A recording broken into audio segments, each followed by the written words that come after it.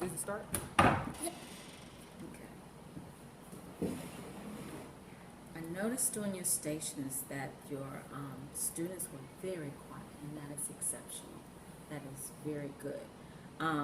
What did you think about it? It's now that it's March. Well, yes, March going into April. My kids are able to take ownership while they're in the centers. I appointed a leader, and the leader is responsible for making sure the group members are able to clean up after themselves, read the directions based on what's going on at that center, distribute the iPods or the iPads or the material, the paper and the pencils, and the students are to wait for that leader, and then they work together. If they have any issues, they are to go to the leader of the group, and then after that, they go to the assistant that's helping me in the classroom. No one should bother me while I'm in the back doing a small group because they know that's the protocol. I should not be disturbed, and this system that I have runs properly, and I enjoy watching them work out their differences about themselves. Okay. How do you differentiate for your lower kids? So while they are in the centers, or Yes, while they're in the centers. so the ones that when they have the iPads, they are on the Mayan account. So that's differentiated right there because it's based on their reading level, what books that they're looking at on their text. Their Lexile.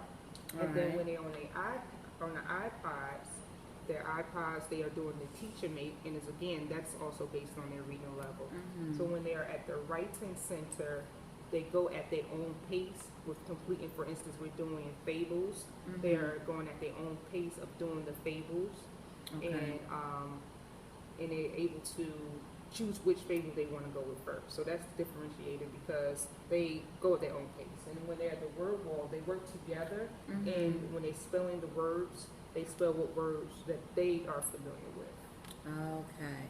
Oh, well, I had a suggestion that they would have a station menu check sheet, and that when you have your independent reading, they're doing the fables and they're writing, they're also doing fables, that they would be able to cross out what they've already done. Okay, that's And then have, as far as their paired reading, as iPod, they can tell what the title of the story is.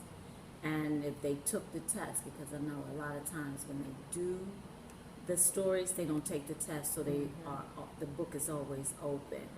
And I know you don't do ST Math during your reading block. right. So you're also, so what do your kids do for computer? That's it, the Mayan and the iPod? Yes, doing teacher mate on the iPods. Okay, all right, that sounds excellent. So while they are there, that's good. When you're doing your groups here, how long do you hold them? For a small group, they are here in the back of the class with me for 15 minutes. Okay, and in 15 minutes, do you find that's a little rushed, or you find that's a little? It gets what I have to, the gist of the lesson. For instance, the lesson that we did that you observed was the retelling. I was able to talk about the objective, let them read the section of the book they're supposed to read, and we discuss the section of that particular area. Sometimes I feel that it's rushed, but that's giving me enough time to deal with all of my groups. I don't want to leave one behind and not be able to teach one group. Okay, and how many groups do you have? I have 4. Oh, okay. So all of them fit perfectly in 4 groups. Oh, okay. Oh, that sounds great. How are you as far as testing when you try to do your progress monitoring? Progress monitoring, I'm a little behind with that because I don't have enough time in the day to do it. Since you only giving them 15 minutes. Okay. I understand that perfectly. That's a problem with all teachers. All have that same problem. How many minutes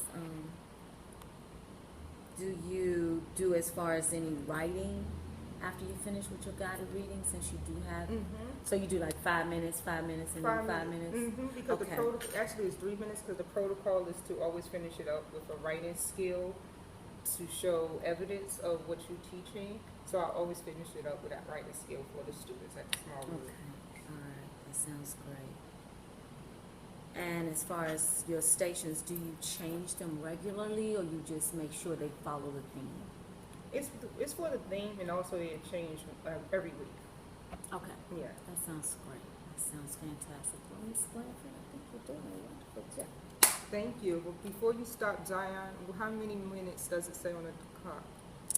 5 minutes. 5 minutes? Okay, great. Push the red button. I'm starting to get a pro at this. I know.